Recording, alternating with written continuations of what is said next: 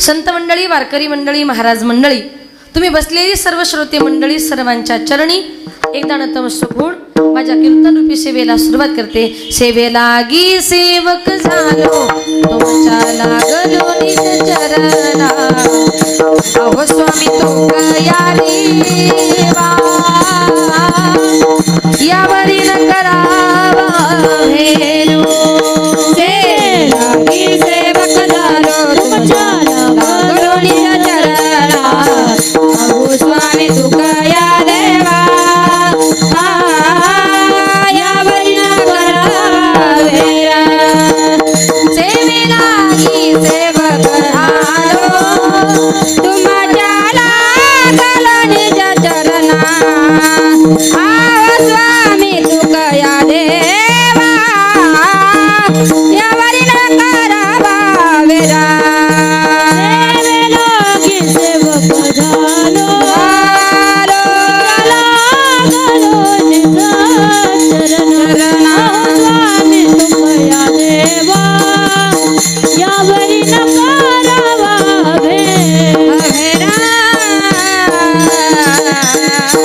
सेवेलागी सेवक झालो तुमच्या लागलो निज चरणा, मस्तक हे पायावरी वारकरी संताच्या प्रस्तुत प्राप्त प्रसंगी कीर्तन रूपी सेवेकरता निवडलेला अभंग संत सम्राट वैराग्याचे मूर्तिमंत पुतळे, वारकरी संप्रदायाचे कळस विश्ववंदनीय श्रीमंत तुकोबारायांचा चार चरणाचा उपदेशपर प्रकरणातला तुमच्या आमच्या सर्वांच्या परिचयाचा असणारा गोड असा अभंग आजच्या या कीर्तन रूपी सेवेकरता निवडला. विठाल विठाल विठाल विठाल विठाल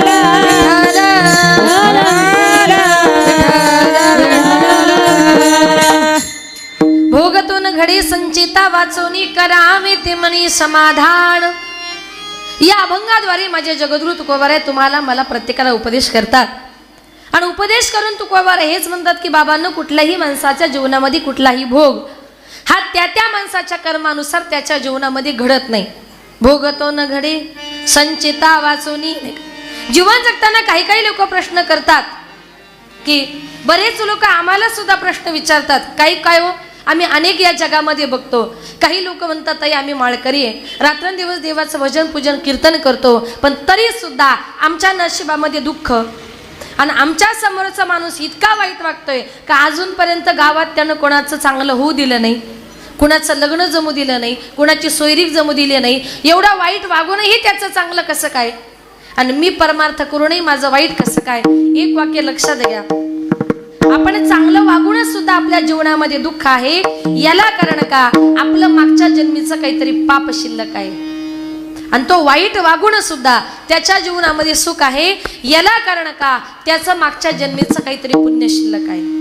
पण वाईट वागून वागून त्याचं पुण्य नाहीसं होणार आणि आपण चांगलं वागून वागून आपलं पाप नाहीसं होणार. पुण्याची गणना कोण करी. म्हणून संत महात्मे म्हणतात भगवान परमात्म्यानं तुम्हाला मला हा प्रत्येकाला हा देह दिलेला आहे आणि तुकोबाराय म्हणतात या देहाने जन्माला आल्यानंतर आपल्याला रात्रंदिवस भगवंतांनी लाख मोलाचं नरदेह दिलाय ना. दिले इंद्रिय हात पाय कान डोळे मुख बोलाया वचन, जेने तू जोडसी नारायण नासे जीवपण भवरोग. या देहाने आपण जर देवाला जर जोडलं काय तर नासे जीवपण भवरोग. आपल्या देहाला आपल्या देहाची जी काही आहे संपूर्ण जबाबदारी हा माझा भगवान परमात्मा घेत असतो. संतांनी अखंड रात्रंदिवस देवाचं चिंतन केलं. काळ हा संतांच्या स्वाधीन होता, तुम्ही आम्ही सगळी माणसं काळाच्या स्वाधीन आहोत. तुकोबारायांनी इतकं देवाचं चिंतन केलं की काळानं तुकोबारायांना बघितलं की तुकोबारायांची अवस्था काय व्हायची. काळ गुलाम सलाम करी तुकया घरी रामतसे, तुकया घरी रामतसे, तुकया घरी रामतसे. काळ गुलाम सलाम करी तुकया घरी रामतसे, तुकया घरी रामतसे, तुकया घरी रामतसे. काळ गुलाम सलाम करी, काळ गुलाम सलाम करी, काळ गुलाम सलाम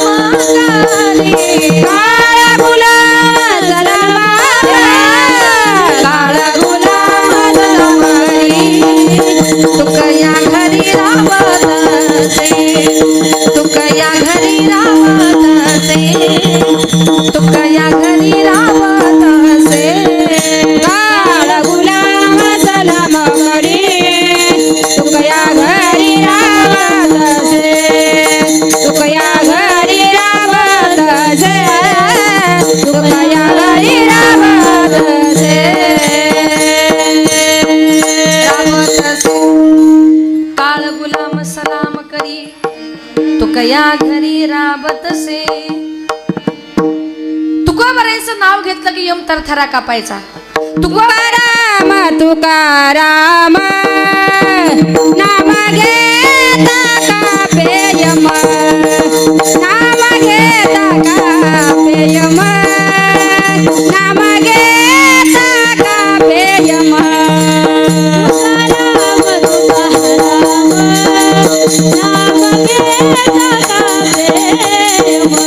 नाम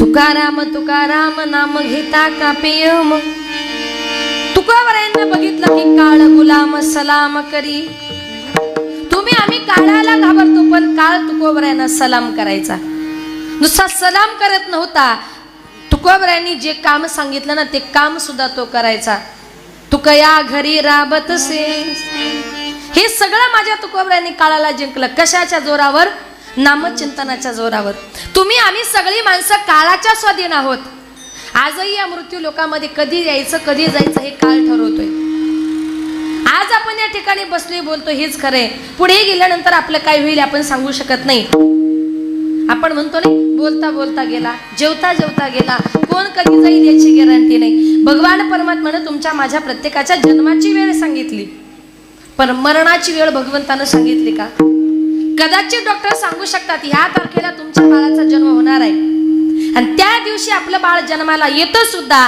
पण अजूनपर्यंत असा एकाही डॉक्टरने सांगितलं नाही का तुम्ही ह्याच तारखेला मरणार आहात भगवंताची इच्छा आहे हसण्याची कला ही भगवान परमात्म्याने माणसाला दिली आणि आनंदी जीवन जगता जगता हसता हसता माणसाने हे जग सोडून निघून जायचंय ही भगवंताची इच्छा आहे तुम्ही आम्ही काळाच्या स्वाधीन आहोत संत महात्म्यांच्या हातामध्ये काळ होता या मृत्यू लोकांमध्ये कधी यायचं कधी जायचं हे माझ्या संत महात्म्यांच्या हातामध्ये होतं माझे तुकोबाराय वैकुंठ गमनानंतर 3 वेळा पुन्हा मृत्यू लोकांमध्ये आले 3 वेळा वैकुंठामध्ये गेले घेईन मी जन्म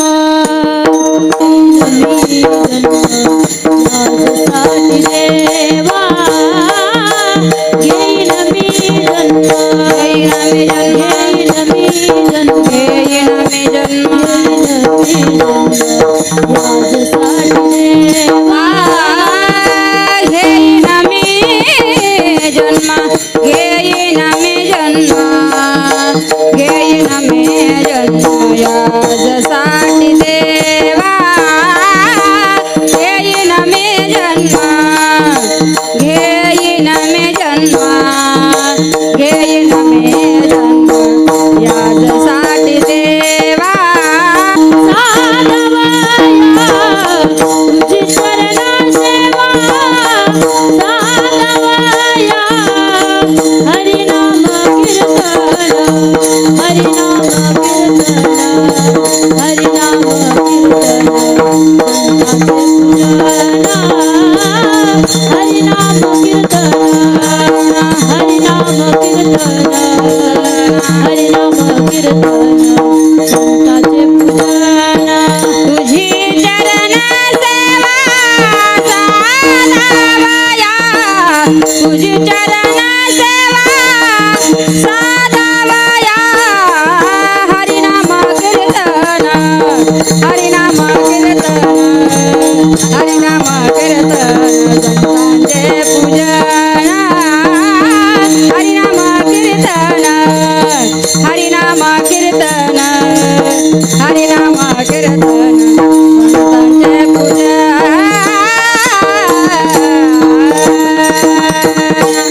घेईन मी जन्म यासाठी देवा संत महात्म्यांच्या हातामध्ये काळ होता तुम्ही आम्ही सगळी माणसं काळाच्या स्वाधीन आहोत या मृत्यू लोकांमध्ये कधी यायचं कधी जायचं हे सुद्धा माझ्या संतांच्या हातामध्ये होतं एक उदाहरण देऊन तुम्हाला सांगते का संतांच्या स्वाधीन काळ कसा होता.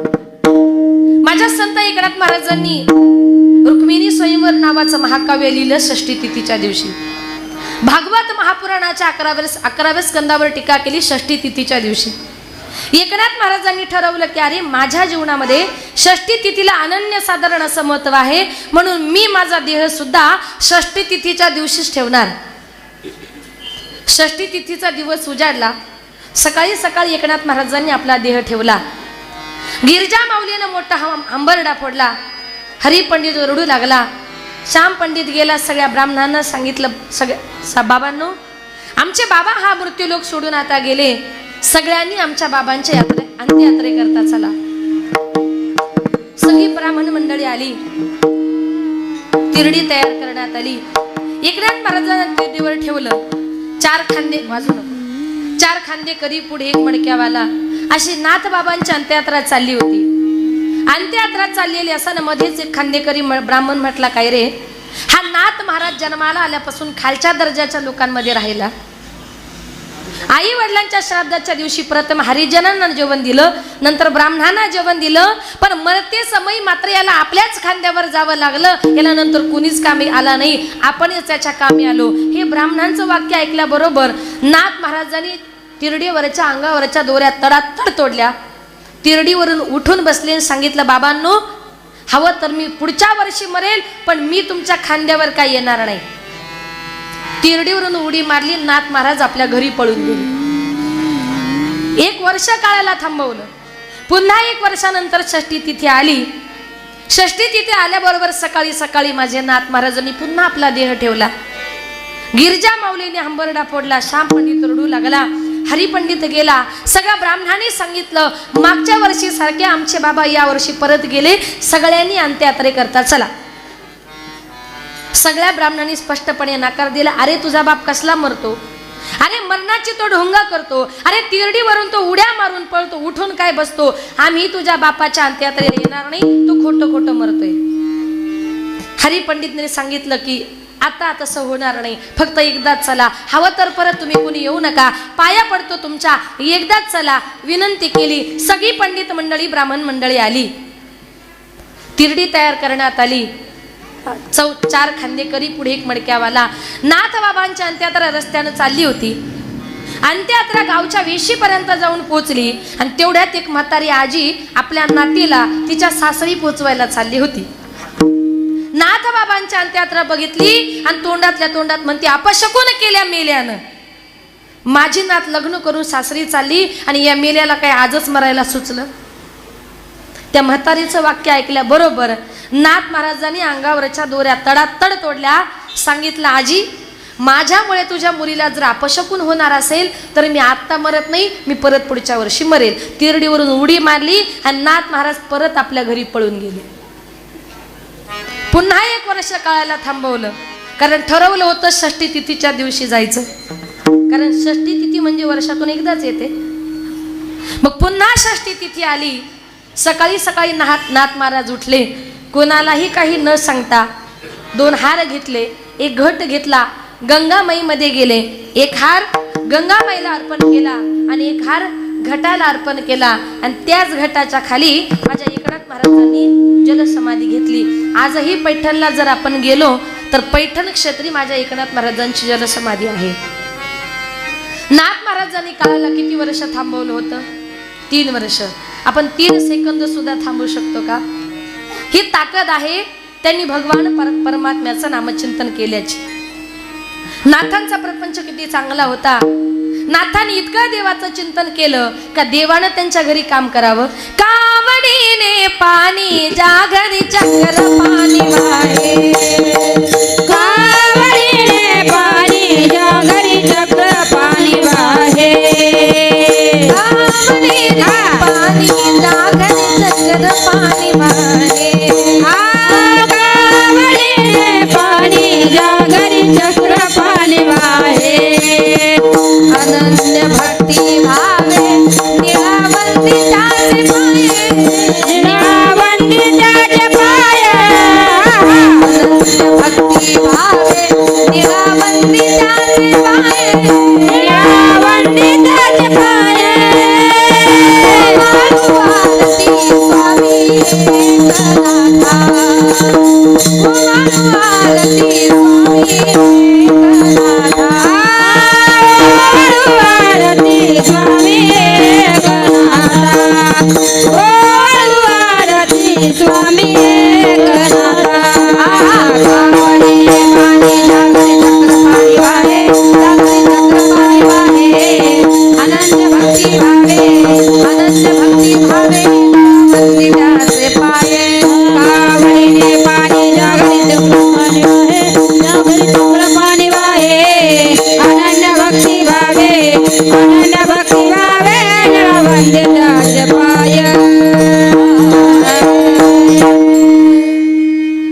आवडीने पाणी ज्या घरी चक्र पाणी वाहे.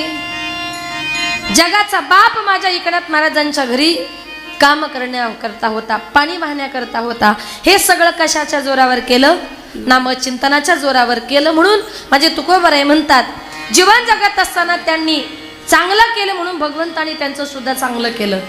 जीवन जगत असताना अजिबात कोणाचं वाईट करायचं नाही. आणि वाईट जर केलं तर संत महात्मे म्हणतात, जो भोग तुमच्या माझ्या वाट्याला आलाय तो ज्याला त्याला भोगावं लागतो.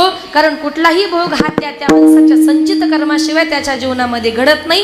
अभंगाचे प्रथम चरण. भोगतो न घडे वाचोनी, भोगतो न घडे संचिता वाचो, भोगतो न घडे संचिता वाचोनी, भोगतो न घडे संचिता वाचो, भोगतो ना घडे संचिता वाचनी, भोगतो ना घडे संचिता वाचनी, भोगतो ना घडे संचिता वाचनी,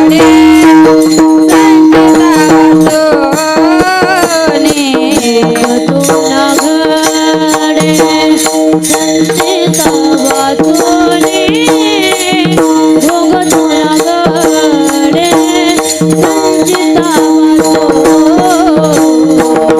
भोगतो ना घडे संचिता वाचोनी, भोगतो ना घडे संचिता वाचो, भोगतो ना घडे संचिता वाचनी, भोगतो ना घडे संचिता वाचनी, भोगतो ना घडे संचिता वाचनी, भोगतो ना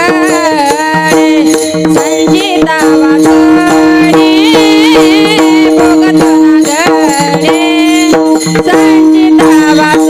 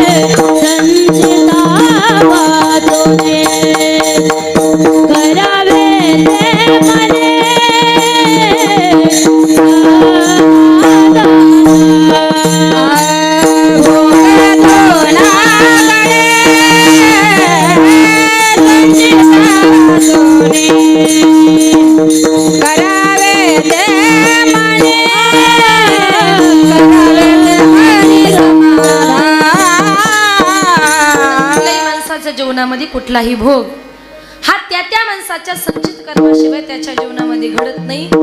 म्हणून प्रत्येक माणसाने काय करावे ते मनी समाधान. आपल्या मनाला माणसाने समाधान मानण्याचा प्रयत्न केला पाहिजे. जीवन जगताना माणसाने जीवन कसं समाधानाने आणि समाधानी जीवन जगलं पाहिजे. आत्ताच्या काळामध्ये माणसं समाधानी नाहीयेत. भगवंताने जसं दिले जेवढं दिले त्याच्यामध्ये समाधान मानलं पाहिजे. पण आपण समाधानच मानत नाही. आपली परिस्थिती अशी आहे, आपल्याला भगवंतानं 2 एकर दिली ना, मग त्याच्यामध्ये समाधान माना. पण आपण शेतामध्ये गेल्यानंतर शेजारच्याचा 1 फूट बांध तरी कोरूनच घरी येतो. आता त्याची 1 फूट कोरून तुम्हाला किती एकर वाढणार आहे? उलट त्या तुम्ही त्याचा 1 फूट जर बांध कोरला तर तो उलट तुमच्याशी भांडण करेल. त्याच्यामुळे काय होईल?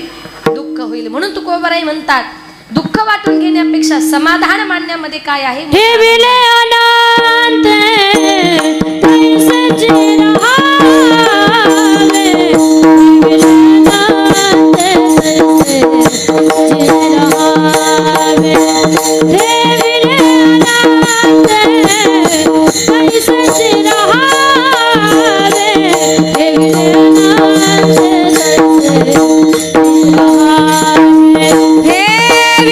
अनंत तैसेच रहावे, ठेविले अनंत तैसेच रहावे, ठेविले अनंत तैसेच रहावे, ठेविले अनंत तैसेच रहावे, जिथे असू द्यावे समाधान, जिथे असू द्यावे समाधान, ठेविले अनंत तैसेच रहावे, ठेविले अनंत तैसेच रहावे, ठेविले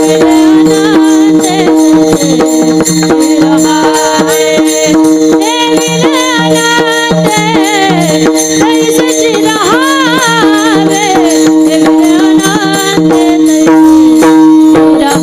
रहावे, जिथे असू द्यावे समाधान, जिथे असू द्यावे समाधान, ठेविले अनंत तैसेच रहावे, ठेविले अनंत तैसेच रहावे, ठेविले अनंत तैसेच रहावे, ठेविले अनंत तैसेच. संत महात्मे म्हणतात, आपण या मृत्यू लोकामध्ये हा देह घेऊन या ठिकाणी जन्माला आलोय. आणि हा देह घेऊन जन्माला आल्यानंतर संसारामध्ये तुम्हाला मला कसं ठेवायचं हे ठरवणारा भगवंत आहे. तोच सगळं काही ठरवत असतो. त्याच्या हातामध्ये सगळं काही आहे. एक तुम्हाला सुंदर उदाहरण सांगते की एखाद्या माणसाला घरातल्या माणसाने जर हाकलून लावलं तर तो मंदिरामध्ये जर गेला आणि मंदिरामध्ये जर तो राहिला तर गावातले लोक त्याला सांगू शकत नाही मंदिरामध्ये राहू नको. तुम्ही आळंदीला जा, पंढरपूरला जा, मंदिरातून तीर्थक्षेत्रातून तुम्हाला कोणीच हाकलणार नाही.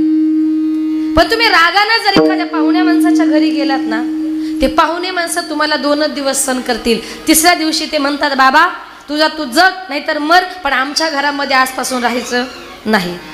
ते जाऊ द्या, आपली जी ननंद असते ना, ननंद तिच्या बापाचंच ते घर असतं. पण ती लग्न झाल्यानंतर सुनबाई घरामध्ये आली का ती म्हणते हे घर माझं आहे. मग ननंद जरी माहेरी आली ना, 2 दिवस ती घरामध्ये राहिली, वसती आला, वसती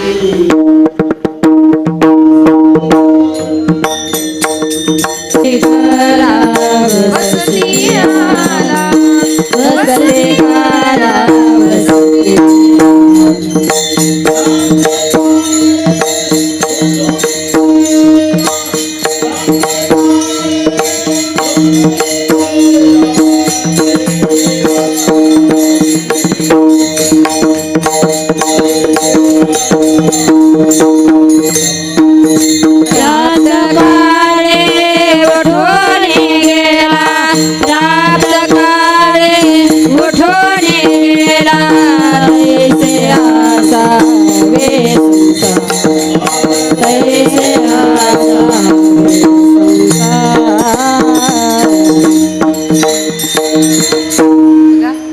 आपली ननंद सुद्धा घरामध्ये आल्यानंतर 2 दिवस भाऊजाई सहन करते. पण 3ऱ्या दिवशी घरातले भांडे आपटायला लागले का ननंदीने ठरवायचं आता इथं राहण्यात अर्थ.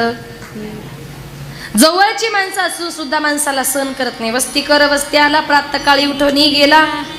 तसं माणसाने संसारामध्ये राहिलं पाहिजे. आणि आपण एखाद्याच्या घरी पाहुणे गेल्यानंतर कुठे किती दिवस राहावं, कसं राहावं, याला फार मान मर्यादा आहेत. एक सुंदर उदाहरण तुम्हाला सांगते.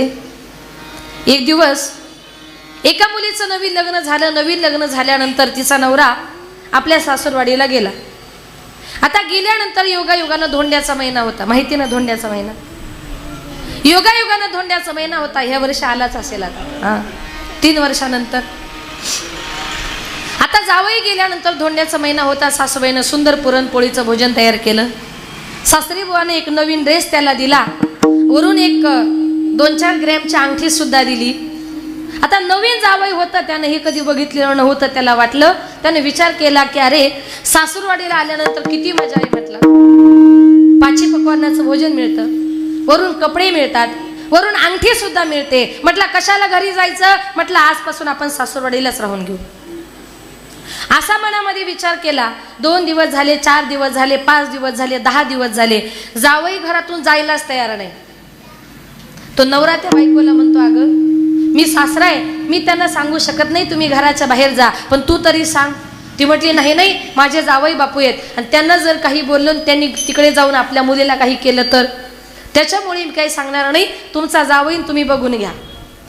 बरं, जावईला थोडंसं व्यसन होतं. त्याने शेजारच्या टपरीवाल्याचं 10 दिवसामध्ये जवळजवळ 1-1.5 रुपये बिल केलं. तंबाखू, सिगारेट, बिडी सगळं काय. एक दिवस टपरीवाला घरी गेल्यावर म्हटलं, काय हो तुमच्या जावयानं 1.5 रुपये बिल केले. बिल कोण देणार. म्हटले तुमच्याच नावावर लिहून ठेवले. सासऱ्याने विचार केला, अरे जावई आला तर आला, मला वाटलं 2 दिवस राहील, 4 दिवस राहील, 10 दिवस राहील, 15 दिवस झाले जावई जायला तयार होत नाही. मग शेवटी तो सासरा जावयाच्या जवळ गेला. सांगितलं, जावई बापू अहो 15 दिवस झाले तुम्ही आलात, घरातली माणसं तुमची वाट बघत असतील, तुमची काळजी करत असतील. तो म्हटला नाही नाही, माझी घरातली माणसं काही बघत नाही, कुणी माझी काही काळजी करत नाही, त्यांना माहिती आहे सासूरवाडीला गेलाय. आणि तुम्हाला जर माझ्या घरच्या लोकांची काळजी वाटत असेल ना सासरी बुवा, तुम्ही असं करा, एक पत्र पाठवा आणि घरच्या माणसांना सगळ्यांना इकडंच जेवायला बोलून घ्या. सासरा म्हटलं घरच्यांचा पण वशिला लावायला बघतोय. मग सासऱ्याने विचार केला, आता हा काय असं तसं जाणारं गिराईक दिसत नाही. जावई जरी असला, म्हटलं काही करून याला घराच्या बाहेर काढलं पाहिजे. काय केल्यावर म्हटलं जावई घराच्या बाहेर जाईल. संध्याकाळच्या टायमाला दोघा नवरा बायकोनी प्लॅन केला. तो आपल्या बायकोला म्हणतो, बघ रात्रीच्या टायमाला आपण जेवायला बसलो की तू काय करायचं, एकाही भाजीमध्ये मीठ टाकायचं नाही आणि एकाही भाजीमध्ये मीठ टाकायचं नाही. आपण जेवायला बसलो, पहिला घास मी घेणार, मी तुला सांगेल काय ग भाजीमध्ये मीठ टाकलंच नाही, तू लगेच जावयाच्या समोर रागानं मला उलट बोलायचं. तू मला उलटी बोलली का मी तुला थोडं हळूहळू रागाच्या भरामध्ये मी तुला मारायला धावणार आणि मी तुला मारायला धावलो का तू काय करायचं, तू लगेच ती बत्ती किंवा चिमणी फुकून टाकायची, तू बाहेर पळायचं आणि त्या अंधाराचा फायदा घेऊन मी जावयाचा बरोबर काटा काढतो म्हणते. दोघा नवरा बायकोनी मस्त प्लॅन केला. संध्याकाळच्या टायमाला जावयाचं शेवटचं भोजन म्हणून तिनं पुरणपोळी, सार, भात, भजी, कुरडया 5 पक्वान्नाचं भोजन तयार केलं. पण एकाही पदार्थामध्ये तिनं मीठच टाकलं नाही. 3 जण जेवायला बसले. पहिला घास सासऱ्यानं घेतला आणि सासरा तिला म्हणतो काय ग भाजीमध्ये मीठ टाकलं नाही, सगळं जेवण आळणी, एकाही भाजीत मीठ टाकलं नाही. ती म्हणती तुम्हाला कळत नाही का, हाताने घ्या. मी काय भाजीमध्ये शिरून बघितलं का. तो म्हटलं काय ग जावयाच्या समोर तू मला उलटी बोलते, तू मला उलटी बोलती. ती म्हटली हा तुम्हालाच बोलते. तू जावयाच्या समोर तुझी ही हिम्मत. रागाच्या वरात जे उठला आणि नवऱ्यानं सांगितल्याप्रमाणे तिनं बत्ती फुकली आणि ती बाहेर पळून गेली. अंधाराचा फायदा घेऊन त्यानं जावयाची प्याश हातामध्ये पकडली आणि जे जावयाला मारायला सुरुवात केली. जावई म्हणतो मामा अहो मारू नका, मामा अहो मारू नका. काय मारू नका, जावयाच्या समोर माझा अपमान करते, तुम्ही म्हणता मारू नका. तो म्हटला हो मी ती नाही, मी तुमचा जावई बापू. तो म्हटला आज जावयाचा बाप जरी आला ना तरी मी काही तुला मारायचं सोडणार नाही. अंधारात जावई असा मारला, असा मारला, असा मारला गेला, पण अजूनपर्यंत जेवायला काही आला. म्हणजे थोडक्यात कितीही जवळचा जरी माणूस असला, जावई जरी असला, कुठे किती दिवस राहावं, कसं राहावं, त्याला मान मर्यादा आहेत. म्हणून प्रत्येकानं जीवन कसं मान मर्यादेने जगलं पाहिजे. जीवन जगत असताना आपल्या समाजामध्ये आपला मान, आपला अपमान, प्रारब्धीसी जोडी धन, प्रारब्धीसी वाढे मान सोच का करीसी वाया भज मन पंढरी राया. संसारामध्ये माणसाने कसं राहिलं पाहिजे? पक्षी अंगणी उतरती, पक्षी अंगणी उतरती, पक्षी अंगणी उतरती, पक्षी अंगणी उतरती, पक्षी अंगणी उतरते, पक्षी अंगणी उतरते, पक्षी अंगणी उतरते, पक्षी अंगणी उतरते. ते का गुंतोनी आराधी, ते का गुंतोनी आराधी, ते का गुंतोनी आराधी, ते का गुंतोनी आराधी, ते का गुंतोनी आराधी, ते का गुंतोनी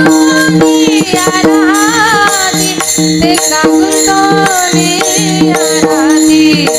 तैसे असावे संसारी, तैसे असावे संसारी, तैसे असावे संसारी, संसारी, तैसे असावे संसारी. तैसे आसावे संसारी, तैसे आसावे संसारी, तैसे आसावे संसारी, तैसे आसावे संसारी. पक्षी अंगणी उतरती, ते का गुंतोणिया राहती.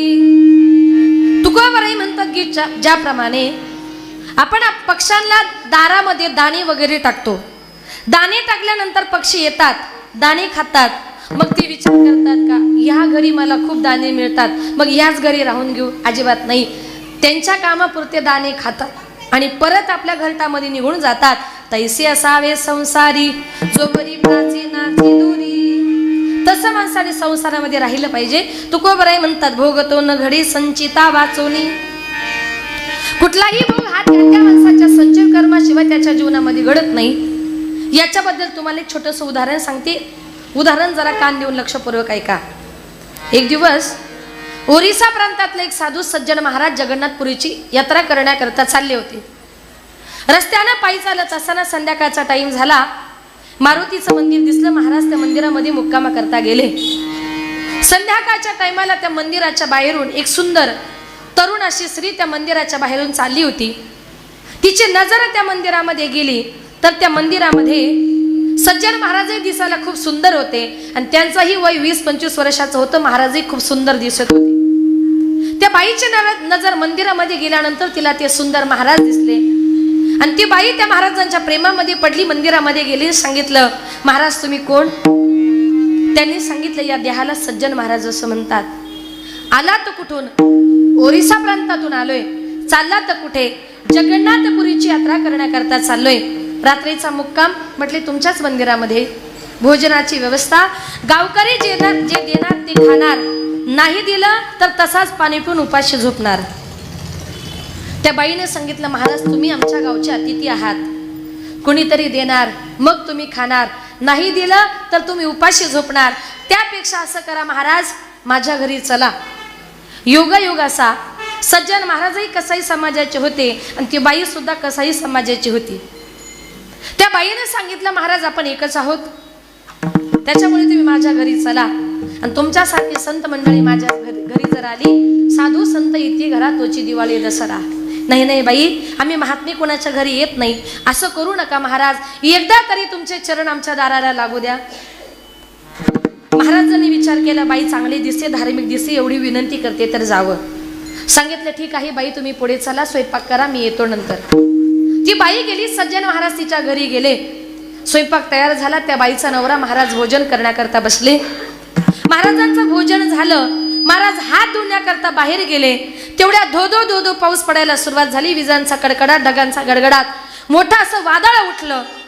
त्या बाईने सांगितलं महाराज तुमचं आता भोजन तर झालंय, एक रात्र मुक्कामाचा प्रश्न आहे. अशा पावसामध्ये अशा वादळामध्ये तुम्ही मंदिरात जाऊ नका. तिथपर्यंत जाईपर्यंत महाराज तुम्ही भिजून जाणार. पाया पडते महाराज जाऊ नका. महाराजांनी सांगितलं, बाई तुझ्या घरी भोजन केलं हेच खूप मोठं झालं, आता मुक्कामी राहण्याचा, वस्तीला राहण्याचा आग्रह करू नको. पाया पडते महाराज तुमच्या, पाऊस उघडला की तुम्ही जा, आजची रात्र फक्त थांबा, तुमच्याकरता माझ्या घरामध्ये एक प्रायव्हेट रूम आहे. महाराजांचा नाविलाज झाला होता. पाऊस धोधो पडत होता, मोठं वादळ सुटलं होतं. नाविलाजाने महाराज त्या बाईच्या घरी मुक्कामा करता थांबले. आणि रात्रीच्या टायमाला महाराज झोपले. रात्री 2-2:30च्या सुमारास आपला नवरा गाढ झोपलेला बघितला. ती बाई उठली आणि सज्जन महाराजांच्या रूममध्ये गेली. महाराजांच्या अंगाला स्पर्श केला, सांगितलं, महाराज उठा. महाराजांनी सांगितलं, बाई रात्री बेरात्री एखाद्या परपुरुषाच्या जवळ जाताना लाज वाटत नाही तुम्हाला? ती बाई म्हटली, महाराज त्याच्यामध्ये लाज कसली हो? अहो स्वतःचा पती घरामध्ये असताना तुम्हाला भीती वाटत नाही का कशाची?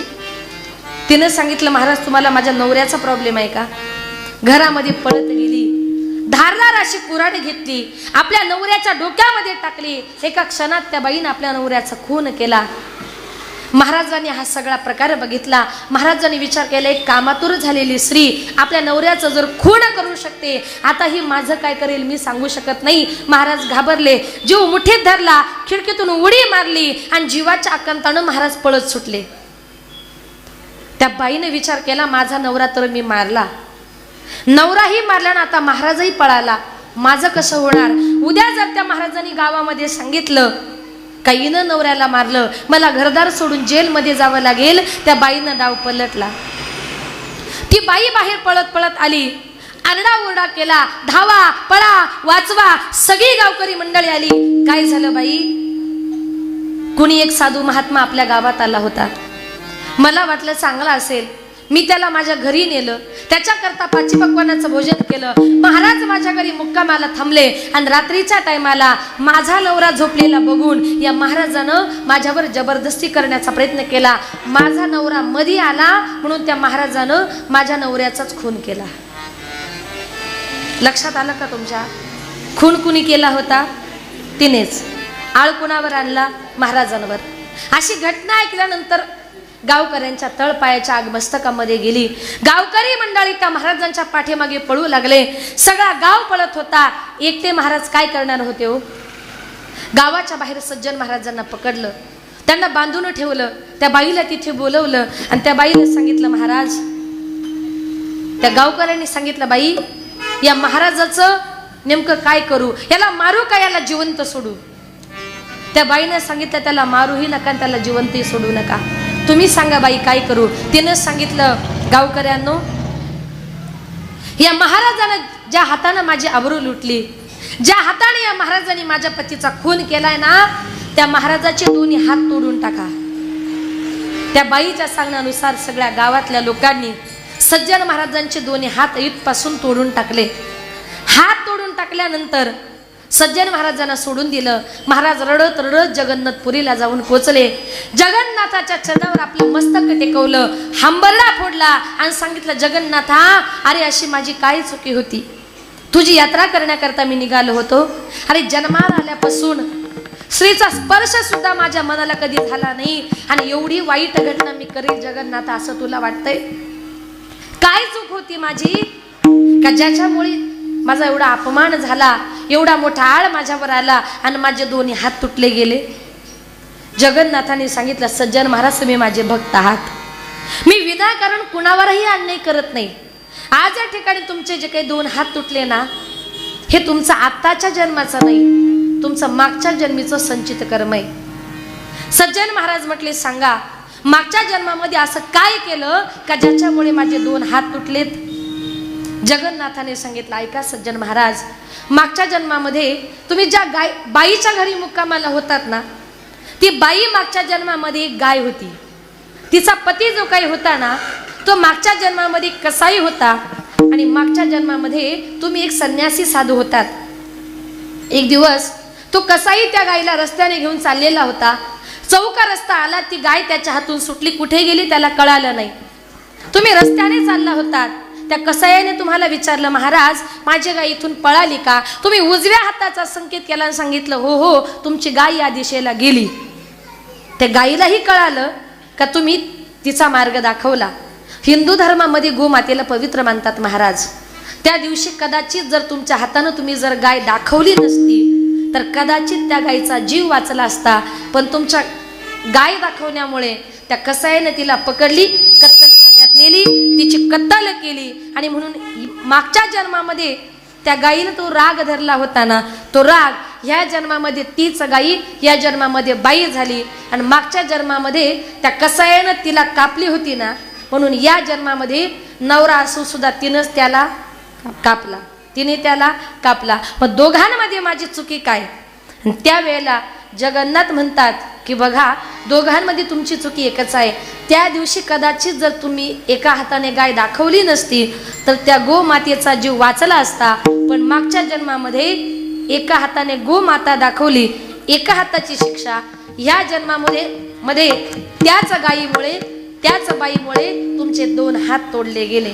भोगतो न घडे संचिता वाचोनी, नाही का? म्हणून कुठलंही कर्म हे तुमचं संचित कर्म म्हणजे मागच्या जन्मीचं साचून ठेवलेलं कर्म, त्याच्याशिवाय कुठलाही भोग तुमच्या माझ्या वाट्याला येत नाही. थोडंसं पुढे सांगते ऐका.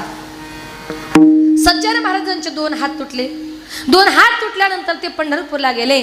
पांडुरंगा परमात्म्याला सांगितलं, पांडुरंगा माझे 2 हात तर तुटले, मी कसाही समाजामध्ये जन्माला आलोय, मला माझ्या जातीशी प्रामाणिक राहायचंय, माझ्या जातीचं काम मला प्रामाणिकपणे करायचंय. देवा, माझ्या जातीचं कामच आहे मांस तोडणं, मांस विकणं.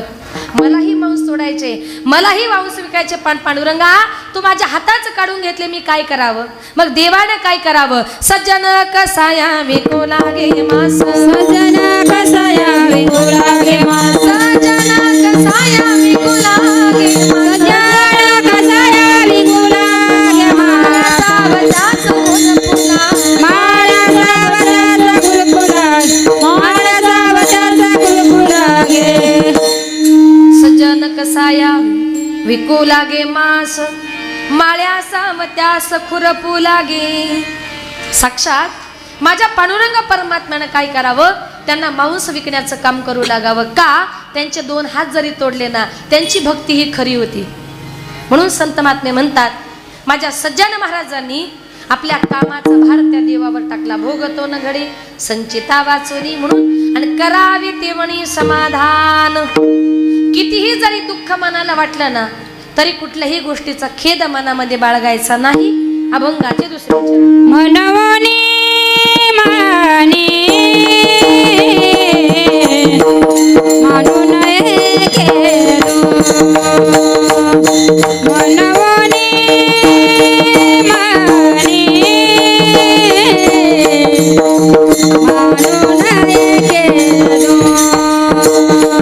मनवनी मानू नये गेलो, मनवनी मानू नये गेलो. मनवनी मानू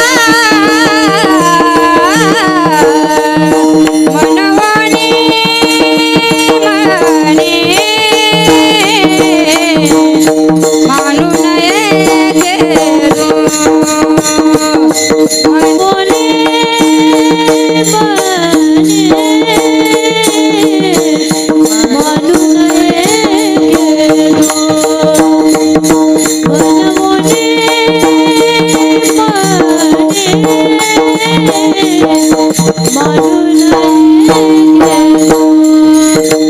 मनवा गोविंदू वेळ वेळा, मनवा गोविंदू वेळ वेळा,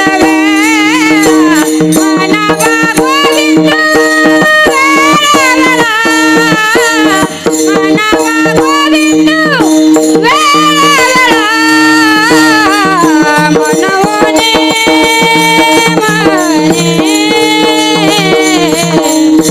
मानू नये गेलो,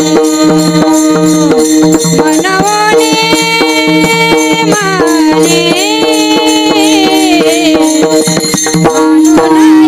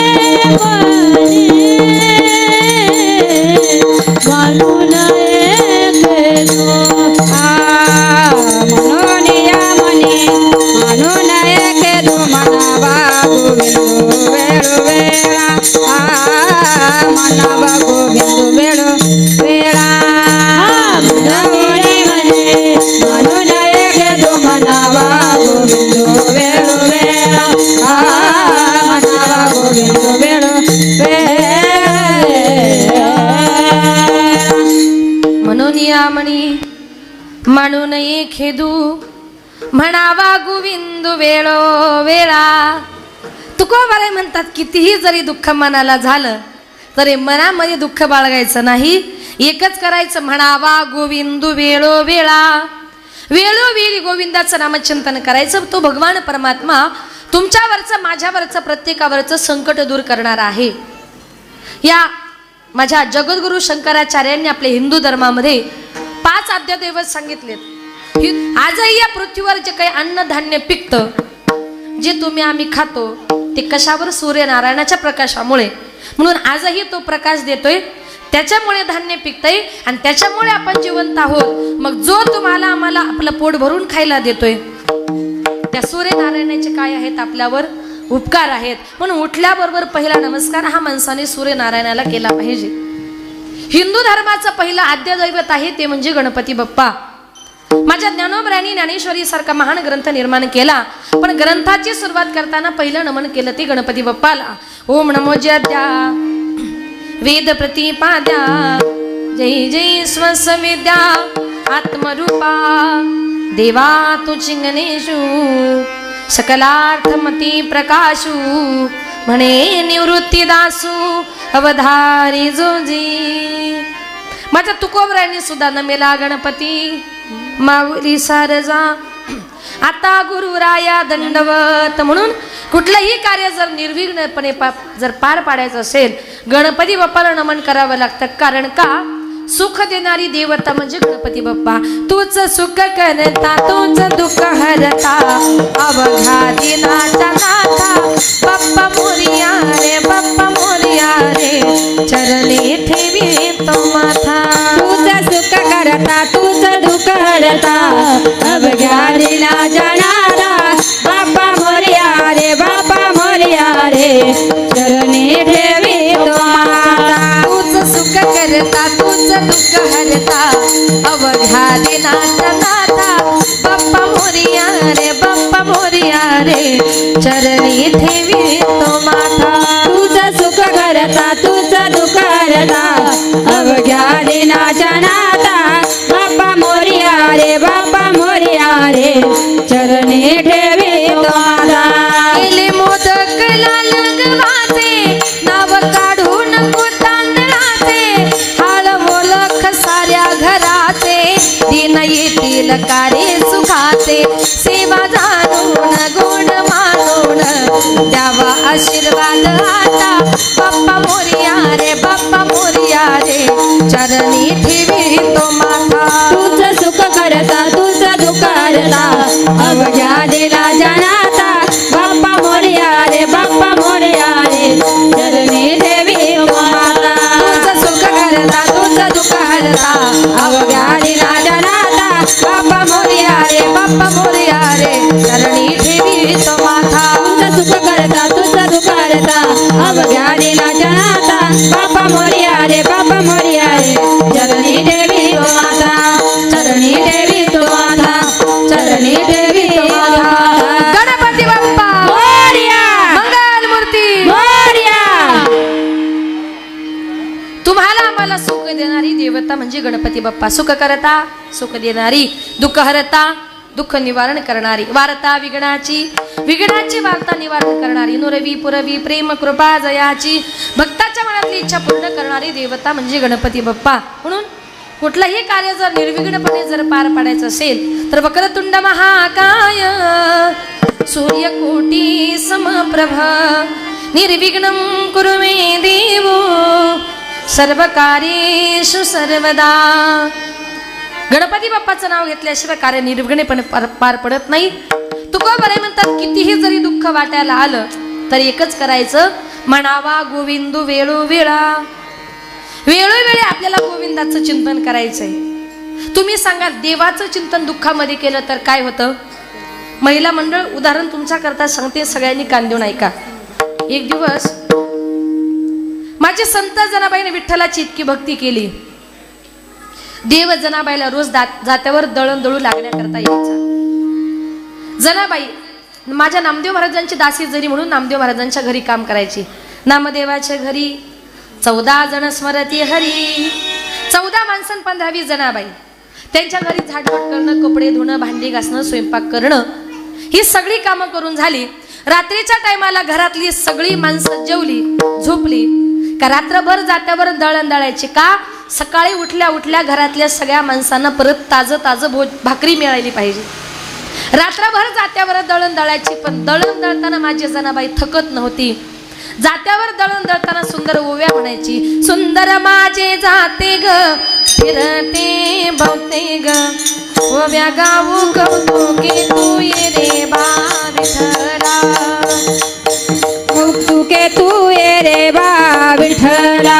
सासू आणि सासरा दिरतो तिसरा, ओव्या गाऊ भ्रताला तू ये रे बा विठ्ठला, उभ्या गाऊ व्रताला तू ये रे बा विठ्ठला. प्रपंच दळण दळीले पीठ म्या भरिले, प्रपंच दळण दळीले पीठ म्या भरिले. सासू पुढे ठेविले तू ये रे बा विठ्ठला, सासू पुढे ठेविले तू ये रे बा विठ्ठला. सुंदर माझे जाते ग फिरते बहुते ग, सुंदर माझे जाते ग फिरते बहुते ग, ओव्या गाऊ कौतुके तू ये रे बा विठ्ठला, ओव्या गाऊ कौतुके तू ये रे बा विठ्ठला.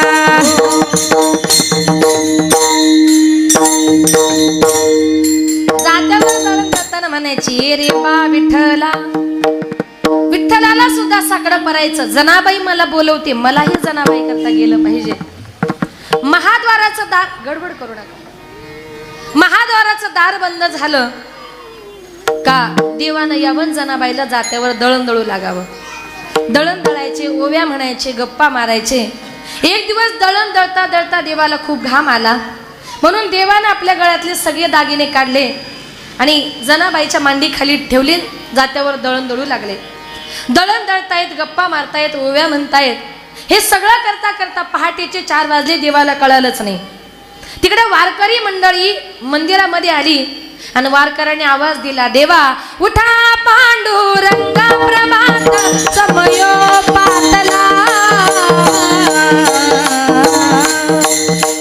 वैष्णवांचा मेळा गरुडा पारी दाटला, वैष्णवांचा मेळा गरुडा पारी दाटला. उठा पांडुरंगा प्रभात समय पातला, वैष्णवांचा मेळा गरुडा पायी दाटला, वैष्णवांचा मेळा गरुडा पायी दाटला.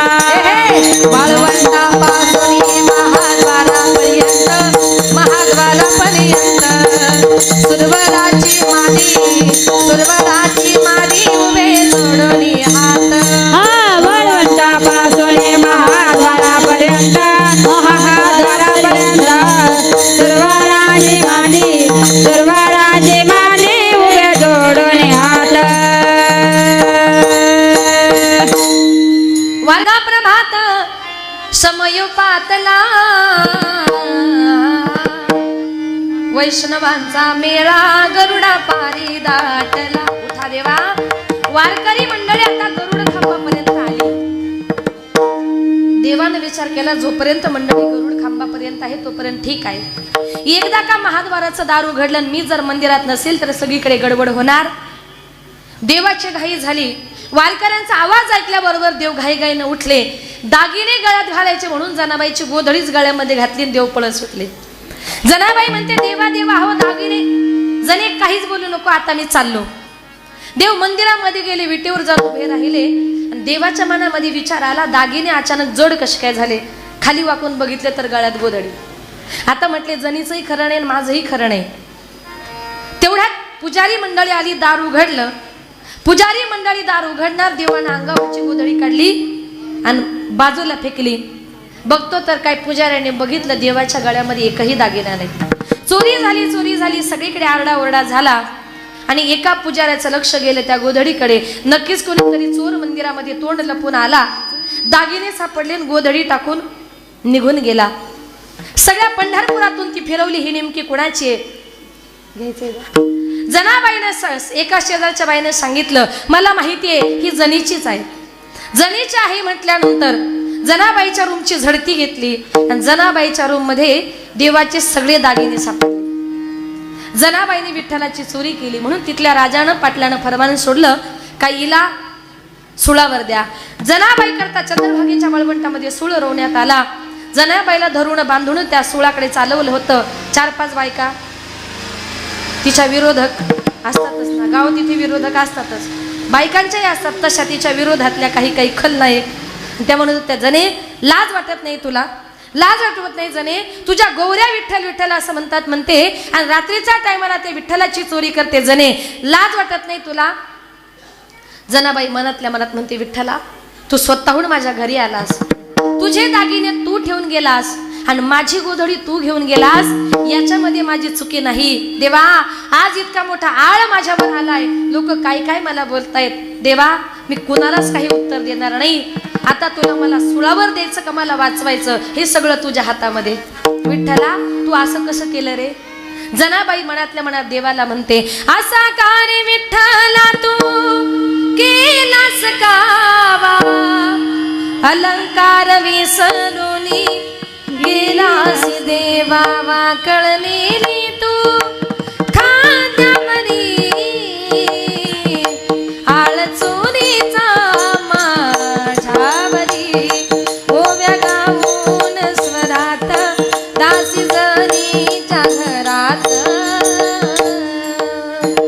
दासी जनीचा तू माय बाप, तुझी चोरी करण्याचे नाही गेले पाप, कुठे गेली तुझी जादूगिरी, आळ चोरीचा माझ्यावरी, ओव्या गाऊन स्वरात दासी जनीच्या घरात. जनाबाई देवाला म्हणते, देवा असं कसं केलंस, आता माझं काय करायचं ते तूच ठरव. जनाबाईला चंद्रभागेच्या वाळवंटामध्ये नेलं. जनाबाईला सोळावर चढवलं. तोच काय चमत्कार झाला. 16 त्या झाले पाणी पाणी, 16चं पाणी झालं. पांडुरंग परमात्मा प्रगट झाले.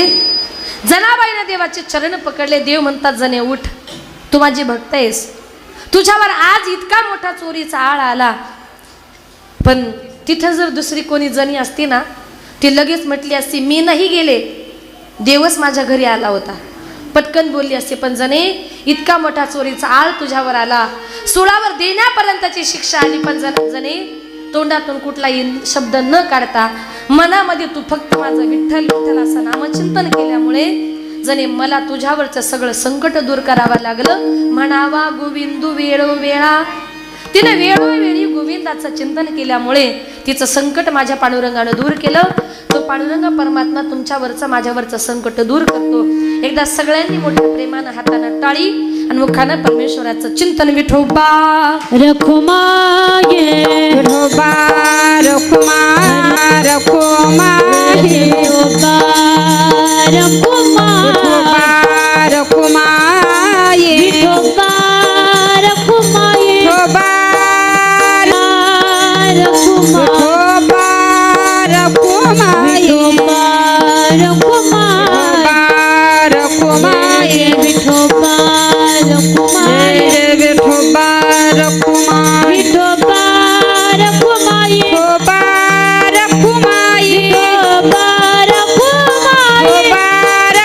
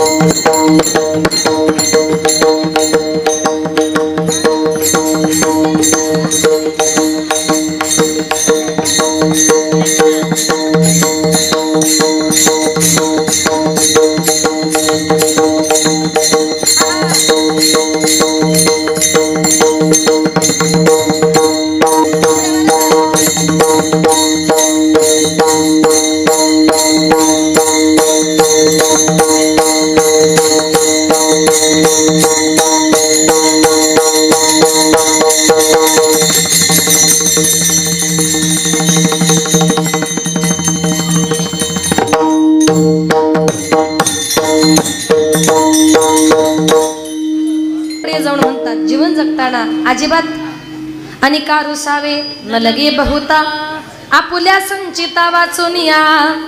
जीवन जगताना संत महात्मे म्हणतात कितीही जरी दुःख वाटायला आलं, कुणी किती जरी अपमान केला तर तो आपल्या नशिबाने होत असतो. कितीही जरी दुःख वाटायला आलं तो का म्हणे भार घातली यावरी होईल काही वारी नारायण. आता या ठिकाणी माझ्या अल्पमतीप्रमाणे अभंगाचा 10वा भावार्थ आपल्या समोर मांडण्याचा प्रयत्न केला. शेवटच्या काही वेळामध्ये थोडंसं आईविषयी बोलते. कीर्तनरूपी सेवा संपवते. या विश्वामध्ये आई बापासारखं श्रेष्ठ दैवत नाही. जिवंतपणी माणसाला आई बापाची किंमत कळत नाही. एकदा कापले माईबाप या जगातून या विश्वातून निघून गेले नंतर कितीही जरी रडलं फायदा होणार नाही. आज या ठिकाणी या जाचक परिवारातून एक आई आपल्या मुलाला आपल्या मुलींना पोरकं करून या जगातून या विश्वातून निघून गेली. ज्यावेळी आपली आई या जगातून या विश्वातून निघून जाते ना, 1 वर्षामध्ये ती आपल्याला दिसली नाही. अगर ती इथून पुढे सुद्धा कधी दिसणार नाही. कारण ती ज्या वेळेला आपल्याला सोडून गेली त्यावेळी ती कुठे गेलेली असते. गेली दुरी दिगंतरा पुन्हा येणे नाही घरी. विजला हो नंदादीप कशी जाऊ मी मंदिरी. लाडकी माझी आई वाट पहा ती कैवारी. भोळी रखुमाई गेली झाली उदास पंढरी. श्रद्धांजली देता थरथरे माझी काया. राहू दे रे माझी आई मोक्षपदी देवराया. एखादं कीर्तन संपलं, प्रवचन संपलं, आपण देवाला म्हणतो देवा माझ्या आईला माझ्या बापाला मोक्षपदाला नेऊ. जिवंतपणे आपले आईबाप हे सगळ्यात महत्वाचं दैवत आहे. एकदा का आपली आई या जगातून या विश्वातून आपल्याला सोडून निघून गेली ना, सोडून या गेली आई मायली कराना. सोडून या गेली आई मायली कराना. आई आई आई हाका मारू मी कुणाला. आई आई आई हाका मारू मी कुणाला. आई आमच्या साठी कष्ट केले फार. आई आमच्या साठी कष्ट केले फार. सोडून या गेली आई सारा परिवार. सोडून या गेली आई सारा परिवार. लेकी सुना रडत बसती काना कोपऱ्याला. आठवण येते आई त्याच घडीला. आठवण येते आई त्याच घडीला. सोडून या गेली आई मायली कराना. आई आई आई हाका मारू मी कुणाला. आई आई आई आई म्हणू मी कुणाला. एकदा का आपली आई या जगातून या विश्वातून निघून गेली ना, शेजारच्या आईला दुसऱ्याच्या आईला प्रेमाने कितीही जरी आई म्हटलात ना, दुसऱ्याची आई आपली या जगामध्ये आई कधी होऊ शकत नाही. आपली ती आई असते, शेजारची असते, तिला बाई म्हणतात. ती एखादा माणूस रडायला लागला तर ती आई म्हणते रडू नकोस, मी तुझी आई होईल. नाही नाही, एक दिवस ती आई होईल, दुसऱ्या दिवशी परत ती बाई होईल. आईचं प्रेम कसं असतं, आई म्हणजे कशी असते, एक सुंदर उदाहरण देऊन तुम्हाला सांगते. एका 6 वर्षाच्या मुलाची आई वारली. त्याच्या बापाने त्या मुलाकरता एक 2-3 महिन्यामध्ये दुसरी आई घरामध्ये आणली. एक 2-3 महिन्यानंतर त्या बापाने त्या बाळाला प्रश्न विचारला, बाळा तुझी पहिली आई आणि तुझी दुसरी आई यांच्यात तुला फरक काय वाटतो रे? त्या छोट्याच्या बाळानं उत्तर दिलं, बाबा माझी पहिली जी आई होती ना ती अतिशय खोटाडी होती, ती नेहमी खोटं बोलायची. पण बाबा माझी दुसरी आई मात्र खरी आहे. बापानं तोंडामध्ये बोट घातलं, आपला मुलगा अशा आईविषयी असा बोलूच कसा शकतो? त्या बापानं त्याला प्रेमानं जवळ घेतलं आणि त्याला विचारलं, बाळा तू तुझ्या आईला खोटारडी का म्हणालास? त्या बाळाने शांतपणे उत्तर दिलं, बाबा मी माझ्या आईला खोटारडी म्हटलो याला कारण का ती आई मला म्हणायची, बाळा शाळेतून जर उशिरा घरी आला तर तुला जेवायलाच देणार नाही, आणि बाबा मी जर शाळेतून उशिरापर्यंत घरी आलो नाही ना, ती आई सगळ्या गावभर गलीभर शोधत मला फिरायची, मी सापडलो की मला घरी आणायची आणि म्हणायची, बाळा दिवसभर उपाशी आहेस जेवून घे, बळच मला जेवायला घालायची. मी तिला खोटी का म्हणतोय? ती मला म्हणायची तुला जेवायलाच देणार नाही, पण तिच्या हाताने ती मला घास भरवायची म्हणून मी तिला खोटारडी म्हणतोय. पण बाबा माझी दुसरी आई मात्र खरी आहे. ती आई मला सांगते, बाळा शाळेतून जर उशिरा घरी आला जेवायला देणार नाही तुला. खरंच बाबा मी शाळेतून जर 10 मिनिटं उशिरा घरी आलो ना तर ती आई मला दिवसभर बिना अन्न पाण्याची उपाशी ठेवते. इथं बसलेल्या प्रत्येक मातेला मी विनंती करेल, घरामध्ये कुणाची भांडण झाली का बायका जीव द्यायला जातात. तुम्हाला एक सांगू, आपण गेल्यानंतर या जगामध्ये कुणालाच कशाचाच काही फरक पडत नाही. उलट आपण जर गेलो त्यांच्या घराण्याला नवीन सोन मिळेल, नवऱ्याला दुसरी बायको मिळेल, पण तुमच्या मुलाला आई आणि त्याचं प्रेम या जगामध्ये परत कधीच मिळणार नाही. नका जगा करता जगू. कितीही राग आला ना, प्रेमानं फक्त आपल्या मुलांच्या तोंडाकडे बघा का मी गेल्यानंतर माझ्या बाळाचा सांभाळ कोण करेल. बस एवढंच जरी केलं ना तरी वाईट विचार तुमच्या मनामध्ये कधी येणार नाही. जीवनामध्ये आईसारखं श्रेष्ठ दैवत नाहीये. आई आपल्या मुलावर जे प्रेम करते ना ते प्रेम या जगामध्ये दुसरं कोणीच करू शकत नाही. आईचं आपल्या मुलीवर खूप प्रेम असतं. ज्या वेळेला 2-3 मुली असतात, मुली लग्न करून पर घरी निघून जातात, मुली पर घरी निघून गेल्यानंतर त्या घरामध्ये आईला आपल्या मुलीशिवाय अजिबात करमत नाही. मग ती आई घरामध्ये आपल्या मुलीची आठवण म्हणून काय करत असते, लेक जाते सासनला आई लाग करमेना, सारविला भिंतीवर काढल्या ग मैना, लेक जाते सासनला मागे मागे फिरू पाही, बोलती आई माझी लाडाची लेक जाई, लेक जाते सासनला माय लेकी पडे गळा, कस कोरड्या नदीला पाणी येत खळा खळा. लग्न करून संध्याकाळी म्हणजे मुलगी निघून गेल्यानंतर त्या घरामध्ये आईला आपल्या मुलीशिवाय करमत नाही. जेवताना झोपताना उठताना बसताना प्रत्येक कामामध्ये मदत करणारी मुलगी आईला त्या कामामध्ये दिसत असते. मुलगी लग्न करून निघून गेल्यानंतर त्या घरामध्ये आईला करमत नाही. त्या मुलीसाठी त्या आईचा जीव व्याकुळ होतोय. आई म्हणते इतकी वर्ष माझी मुलगी मी सांभाळली, तिचे लाड केले, तिच्यावर प्रेम केलं, आणि अचानक आमची मुलगी आम्हाला लग्न करून पोरकी झाली. ती आई रडते आणि काय म्हणते, माझ्या जीवाच्या लेकीला आज सांगवा पाठवा, माझ्या व्याकुळ जीवाला माझी मालन भेटवा, नाव लेकीच घेता जात फिरी गरा गरा, माझी डोळ पुसणारी लेक गुंतली संसारा, रोज येते सपनात काही बोलत ती नाही, भर चैताच्या उन्हात माझी सुकली गजाई, करू लेकीच नशीब झालं कपाळ उघड, घर धन्याच्या वाचून कोणी घेईना लुगड. अशा प्रकारे एखादी मुलगी लग्न करून गेल्यानंतर तिचे सासू सासरे तिचा छळ करतात. ती मुलगी विचार करते आता मी लग्न करून आले, माझ्या बापानं माझ्या करता लग्नाकरता लाखो रुपयाचा कर्ज केलंय, आणि मी जर लग्न करून आता मी नांदत नाही, घरची लोक मला चांगली बघत नाही, हे जर माझ्या मायबापाला माहिती पडलं ना माझे मायबाप कोलमडून पडतील. मुलगी सगळं दुःख सहन करते पण आपल्या बापाला कधी सांगत नाही. भरत आणि त्याच्यामुळे गुलाबाच्या नाही का जाई जुईच्या फुलासारखी सुंदर अशी मुलगी, तिचा चेहरा काय होतो, घरातल्या लोकांचा त्रास सहन करून करून तिचा चेहरा सुद्धा कोमेजून जातो.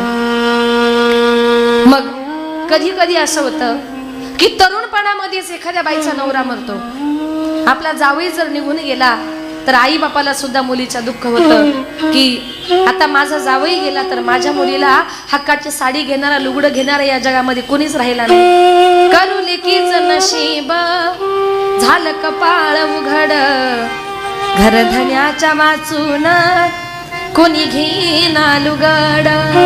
काला विसरा माई बापाला कधी विसरू नका. ज्या माई बापाने तुम्हाला मला जन्म दिलाय लहानाचा मोठा केलाय जी आई आज या जगातून या विश्वातून निघून गेली ना ती आई म्हणजे काय असतं. आई माझी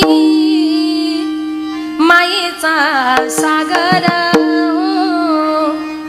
दिला तिने जीवनाकार. आई माझी मायेचा सागर दिला तिने जीवनाकार. तळपत्या उन्हात या रखरखत्या रानात राहिली समाजासाठी तू ग कष्टाच्या घामात. तळपत्या उन्हात त्या रखरखत्या रानात राहिली समाजासाठी तू ग कष्टाच्या घामात. कधी मिळेल मुठभर घास कधी घडे तिला उपवास ओल्या मातीतून चालताना तुडविले काट्याचे फास. आई माझी मायेचा सागर दिला तिने जीवनाकार. नभीची चांदणी तू ग चंदनाची कोर शीतल तुझी छाया मला हवी जीवनभर. नभीची चांदणी तू ग चंदनाची कोर शीतल तुझी छाया मला हवी जीवनभर. तुझ्या शीतल छायेमधी उभ आयुष्य जगेन आई देवा पाशी मी ग आई तुलाच ग मागेन. आई माझी मायेचा सागर दिला तिने जीवनाकार. आई माझी मायेचा सागर दिला तिने जीवनाकार. जीवनाकार जीवनाकार. अशा प्रकारे ज्या मायबापाने तुम्हाला आम्हाला जन्म दिलाय लहानाचा मोठा केलाय ते मायबाप सगळ्यात महत्त्वाचं दैवत आहे. सगळ्या जगाला विसरा मायबापाला विसरू नका. आज या ठिकाणी कैलासवासी गंगा भागीरथी शेवंताबाई मुरलीधर जाचक या आईला आपल्यातून जाऊन 1 वर्ष पूर्ण झालं. तिच्या पश्चामध्ये त्यांचा जो काही मुलगा आहे श्री पंढरीनाथ भाऊ मुरलीधर जाचक. मुली आहेत सौभाग्यवती छबाबाई तुकाराम अनार्थे, सौभाग्यवती सुंदराबाई सुरेश शेजवळ. सुना आहेत सौ अलकाताई पंढरीनाथ जाचक, सौ मीनाताई पंढरीनाथ जाचक, रविभाऊ पंढरीनाथ जाचक, विक्रमभाऊ योगेश भाऊ, सौ वंदना रवी पाळदे आणि त्यांचा हा संपूर्ण परिवार. या संपूर्ण परिवारातून एक आई या जगातून या विश्वातून निघून गेलेली आहे. अतिशय कष्टाचं मुलाचं जीवन त्या मातेनं जगलं. आपला 1 मुलगा 2 मुली. त्यांचा संसार प्रपंच तिनं सुखाचा आनंदाचा केला. सगळ्यांचा संसार प्रपंच तिनं बघितला. कष्टातून तिनं आपला संसार फुलवला. चांगले खायचे प्यायचे दिवस आले. भगवंत त्यांना घेऊन गेला. ईश्वर चरणी प्रार्थना करूया आमच्या आईंना भगवंत स्वर्गामध्ये चांगल्या ठिकाणी स्थान देऊ. ईश्वर त्यांच्या आत्म्याला चिरशांती देव. माझ्या वतीनं माझ्या संपूर्ण महाराष्ट्र वारकरी संप्रदायाच्या वतीनं आईंना या ठिकाणी भावपूर्ण आदरांजली श्रद्धांजली या ठिकाणी अर्पण करते. संपूर्ण जाचक परिवाराच्या वतीनं आज या ठिकाणी ही कीर्तनोपी सेवा हे कीर्तन पुष्प गुंफण्याकरता या ठिकाणी माझ्याकडे आलं आणि आल्याबरोबर त्यांच्या संपूर्ण परिवाराने आमच्या सगळ्यांचा चहा पाणी नाश्त्याची उत्तम प्रकारे सोय केली. नंतर भोजनाची पण आहे ना. आणि आजची जी काही कीर्तनोपी सेवा आहे ती ज्यांच्या माध्यमातून आली ते आमच्या आदरणीय हरिभक्तपरायण पंढरीनाथ महाराज सहाने यांच्या वतीनं ही सेवा ही कीर्तन पुष्प गुंफण्याकरता या ठिकाणी माझ्याकडे आलं. गोड हार्मोनियमची सेवा दिली महाराजांचं या ठिकाणी मनपूर्वक आभार. आणि ज्यांनी गोड अशी मृदुंगाची सेवा दिली त्या महाराष्ट्रातील एक नामवंत महिला मृदुंगाचार्य, म्हणजे महाराष्ट्रामध्ये कुठेही जर महिला सप्ताह असेल तर ज्यांचं एक नंबरला आजही महाराष्ट्रात महिलांमध्ये नाव आहे ते आमच्या आदरणीय हरिभक्तपरायण यशोदाताई साळुंके.